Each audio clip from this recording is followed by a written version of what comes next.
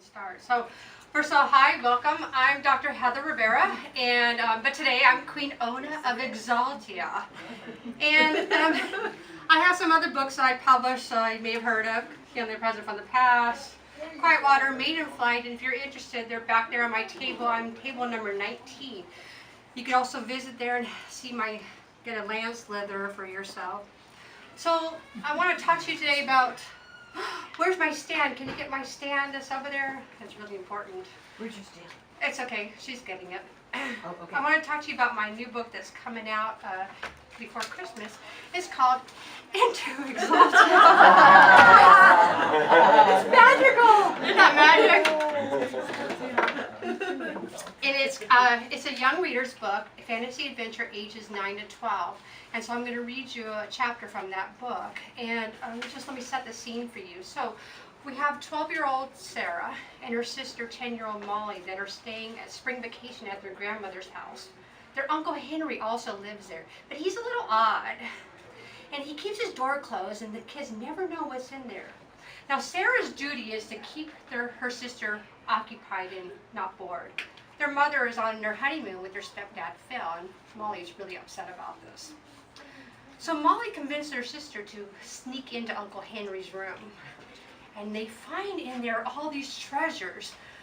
Knight's armor, him chopping wood with a karate suit, black belt karate, a weird fish tank with creatures that they've never seen before.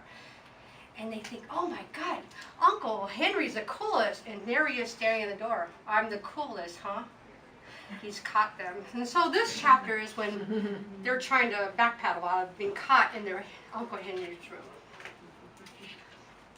It's not what it looks like, Molly stammers. She made me come in here, she points at Sarah. I made you? Sarah blurts out. Molly hangs her head. Oh, what am I saying? It's all my fault. I'm so sorry, Uncle Henry.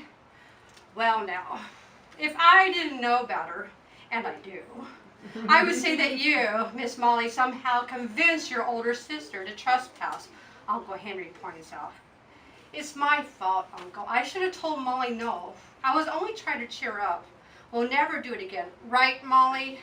Molly walks over to her sister and leans into her. Double right. Okay, well, we'll be getting out of your room right now. Come on. Sarah grabs Molly's hand and walks towards the door, but Uncle Henry blocks their way. Not so fast, he says. He puts his hand up in front of the girls' faces to stop them in their tracks. Sarah and Molly stand frozen in place. Since you can see all this, he waves his hand indicating all the treasures the room holds. You must carry the prison walker gene. The who, what? Molly asks. Uncle Henry pushes his way into the room and directs the girls to sit on his bed as he continues his tale. Sarah and Molly dutifully obey because, really, what choice do they have at this point? If Uncle Henry can chop bare wood with his hands, it wouldn't be wise to upset him now, would it? Not all in our family carry the gene. Your grandma, for instance, doesn't. Do you think she's aware of all the treasures this room holds? Sarah and Molly don't say a word, but stare wide-eyed at their uncle as he paces back and forth. He lifts a sword off the west wall and swishes in great circles over his head. On the final swish, he brings the point down just to Sarah's chin and stops. She gasps. Well, do you? He asks again. Is all Sarah can get out. Her mouth is dry, and frankly, she's too terrified to move with a sword pointed at her. No, of course not, Uncle Henry continues. When your grandma enters this room, she only sees an average, normal room with plain walls, a simple desk, and a bookshelf. All of this, he switches the sword again, is not visible to her. Sarah lets out a big breath of relief when her uncle replaces the sword in its holder on the wall. I don't understand. You mean she doesn't see all your trophies and the swords and pictures and that freaky fish tank? Molly asks. That's right. But you see it, don't you? He points at her. Molly nods her head. And you do too, Sarah. Of course I see it. She turns to Molly. He's just kidding. Grandma can see all this too. Sarah, Sarah, believe me, I am not kidding. But no worries, you'll soon find out about your special gene soon enough. This can only mean one thing.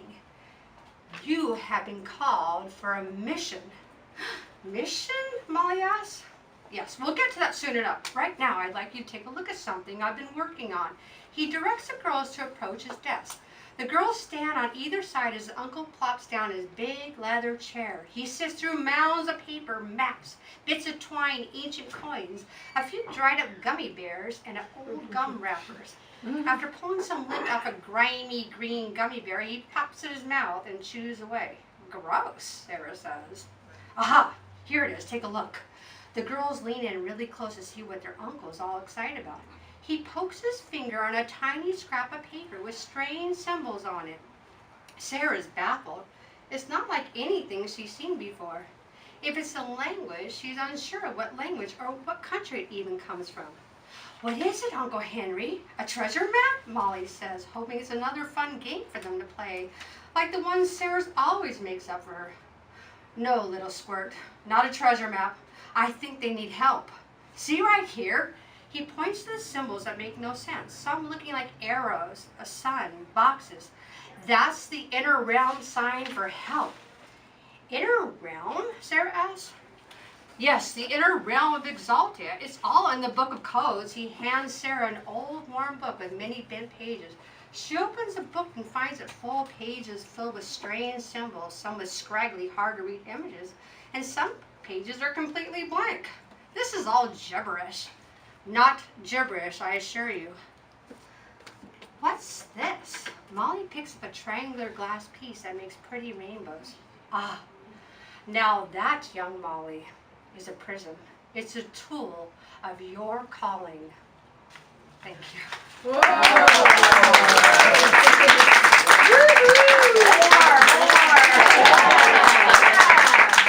if you'd like to come out and get a lamb slither or a troll house cookie, come back to space number 19 and pick up postcards about the Prism Walkers Club. Thank you so much for listening.